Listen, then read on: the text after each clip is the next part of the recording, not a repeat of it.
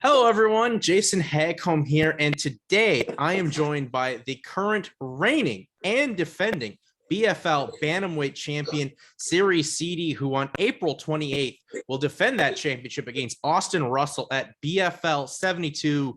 Serhiy, how are you doing? I'm good, brother. I'm good. Just under 2 weeks out from the fight. Feeling sharp, man. Just ready to go. Well, Serhiy, obviously the moving over to fighting out west in BFL has been a big benefactor in your career, but you're one of those guys that didn't really fight at all in 2020 during the pandemic and getting a fights, towards the end of last year. Just like talk about the growth for you, not only with your production in the cage, but mentally, because you're looking sharper than ever each and every time we see you in the cage. Yeah, man. Honestly, I keep saying that that time off, it was truly a blessing for me, man. Like I got a chance to really sit back, skill development. It came from after a very tough loss against Vogel. So I had a lot of time to kind of go back to the gym, work on my grappling, work on my jujitsu, and like you've been seeing in my last two fights, submitting Gio, wrestling with Ali, stuffing the takedowns. And I still haven't shown a lot of the tools, man. I haven't shown my striking, and I'm excited because this fight with Austin here, I think there's going to be a lot of striking coming up. Is that kind of what you want to have happen? Because we've seen your ground game evolve, as you mentioned before, in submitting a Geo there in your wrestling, but you kind of wanted to get to showcase the striking that we have seen from your days on the regional scene and the early portions of your pro career. Yeah, 100%, man. I'm definitely looking. I'm definitely looking to strike here. Austin's a great fighter, man. He's a very exciting matchup for me. Guys like this, they're gonna bring out the best in my performance, and I get to go out there and I get to show everybody all my skill set. I think this fight will be on the field a lot. I think once I do show my high level of striking, though, he might want to shoot and try to take me down, but like you said, like you've seen before, it's very hard to take me down these days. Yeah, absolutely. We see your growth and everything, like, and just getting to fight for BFL series, because you're a guy that was, pretty much fighting mainly in Ontario. The pandemic happens, and you get the opportunity to go out west. How'd that really all come together, getting to be a part of the BFL team out there? Crazy story, actually. They were posting, like, some of my buddies, like Bobby and Kyron, my training partners, right? They were getting fights out there, and they posted something on Instagram, and they were like, who do you want to fight for BFL next, or for the belt next, or something like that. This was back like last year, and I just got like my friends to start tagging my name into the Instagram page. All of a sudden, like, I had like 100 people tag my name into the post. So then BFL comes back with like, hey, how would you like to fight for the title? And I was like, damn, for sure. Like, this is a great opportunity. It's on UFC Fight Pass, like. I get to go and perform and go out to Vancouver there. So yeah, it was crazy how it happened, but I'm sure that I was supposed to be the guy that was supposed to lose there, sent out from Ontario to BC, fight their local guys, but clearly that's not happening. I'm taking out their best guys now.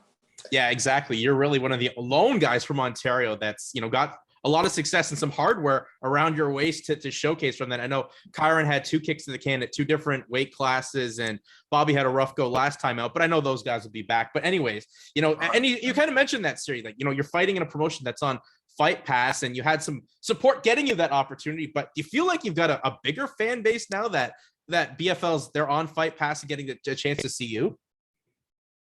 Yeah, man, 100%. I think this is a promotion where, like, I get eyes on me, right? I get the audience and the fans of British Columbia seeing me. I got all the people out here in Ontario, they get to see me, so I get more eyes on me. I get a little more attention.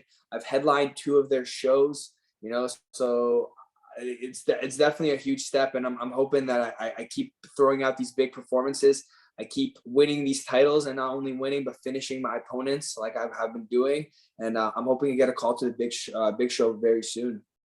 Do you feel like that's kind of next after this fight on April 28th, Serhiy? Like, it feels like the next progression for you is a chance at the Contender Series. I know they were kind of offering that to the winner of the welterweight title fight last show. And obviously I know Darrow didn't make weight. I don't know what's going to happen to that, but do you feel like you're next in line to represent Canada on the Contender Series this summer?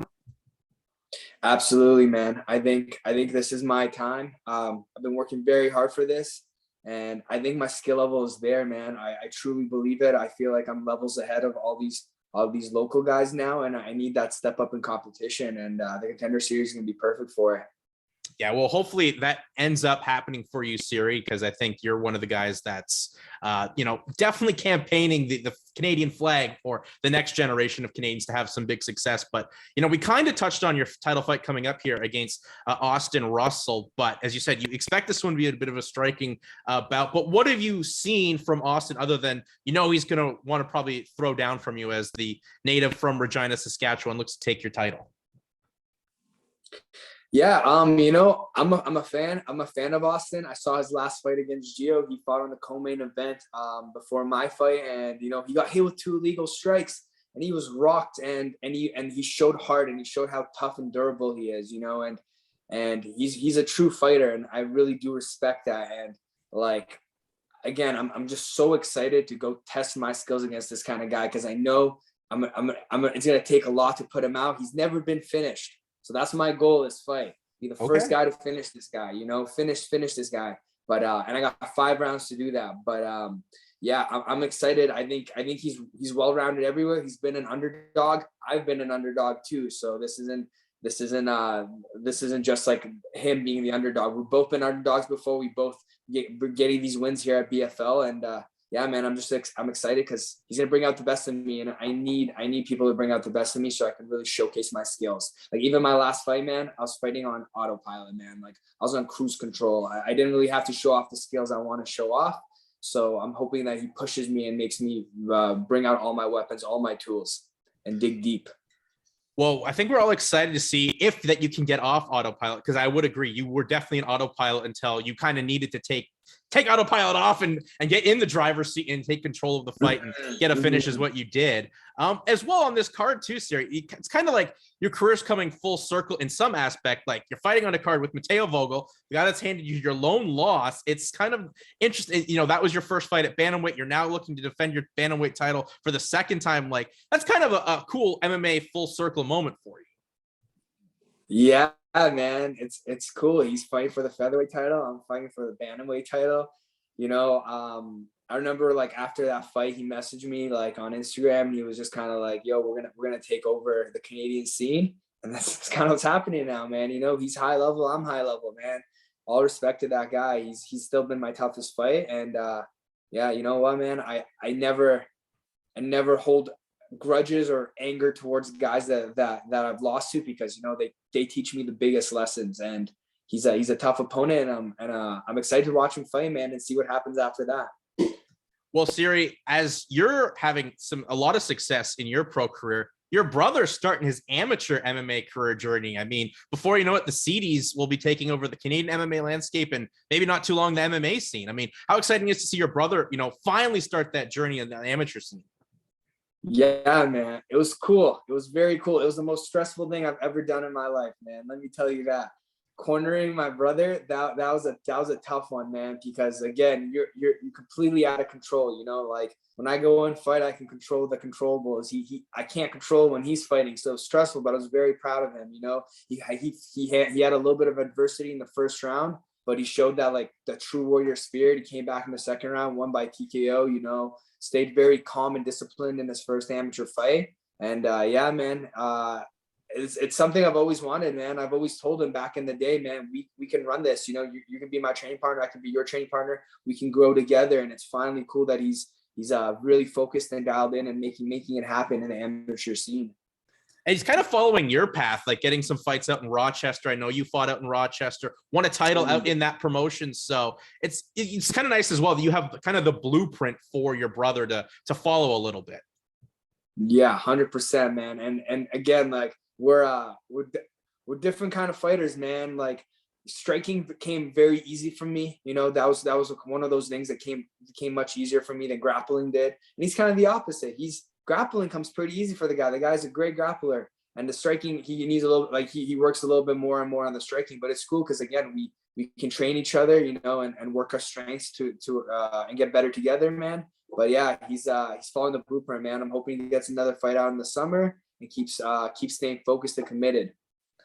Well, Siri, last thing for me is I know you're a guy that's very intellectual for not just fighting and breaking things down, but you like to read a lot and keep yourself occupied. What are you reading right now to, focus on that and learn some thoughts about, the text and take that towards your MMA career? Yeah, man. So I'm actually rereading a book that I've read before in fight camp. It's called The Mindful Athlete. And it's actually the mindfulness coach for the Chicago Bulls when Michael Jordan was on the team and they were killing it on their hot streak. So it's just learning how to use mindfulness in the heat of the moment, and like just pretty much being a calm, stoic, athlete, right? Like using the athleticism, using the gifts, all the things we have, and then mixing it in with mindfulness, man. And I truly believe like that's the biggest key when it comes to like the highest level of performance, where you can get into those kind of zones, into those flow states where you're just reacting. You kind of put your ego driven self in the back seat, and you put your subconscious into the front seat, and then you just react, man. And there's been, like, I'm telling you, when I fight, man, like I'm just making things happen and everything's flowing so well, but there's no effort, there's no thought about it. And it's cool. I've been catching myself doing it more and more in practice. And I just want to be able to, every single time I go into the cage, put myself in that flow state, because I feel like that's where, the max performance lies. And I got to reread these books, man, because there's so much knowledge in these books that you read it one time, that's not enough, man. You got to read it over and over and over again to really absorb the information. Yeah, I know you've always been a guy into the flow state, even before you fought Matteo Vogel. You're getting into that flow state and being a part of it. And now, you're reaping the rewards of that right now with your success in the cage, with, being a BFL champion and looking to defend that championship on April 28th against Austin Russell at BFL 72 Battle Mania. So one of the biggest shows in the promotion history. And Siri, you're going to be a part of that in one of the feature bouts. Before I let you go, though, Siri, plug yourself out there on social media to help grow that platform. Yeah, guys. So my Instagram account is Sidey MMA, SIDEY MMA. That's kind of all I use right now, guys. But I post a lot about, nutrition, fighting, lifestyle, things about my fights. So yeah, give me a follow on that. And let's go together. Thank you very much for having me on, man. Oh, thank you very much, Siri, and best of luck on April 28th when you defend your BFL Bantamweight Championship against Austin Russell. Siri, thanks for the time, and a safe trip out to Vancouver when you head out. Thank you very much, brother. Have a great day.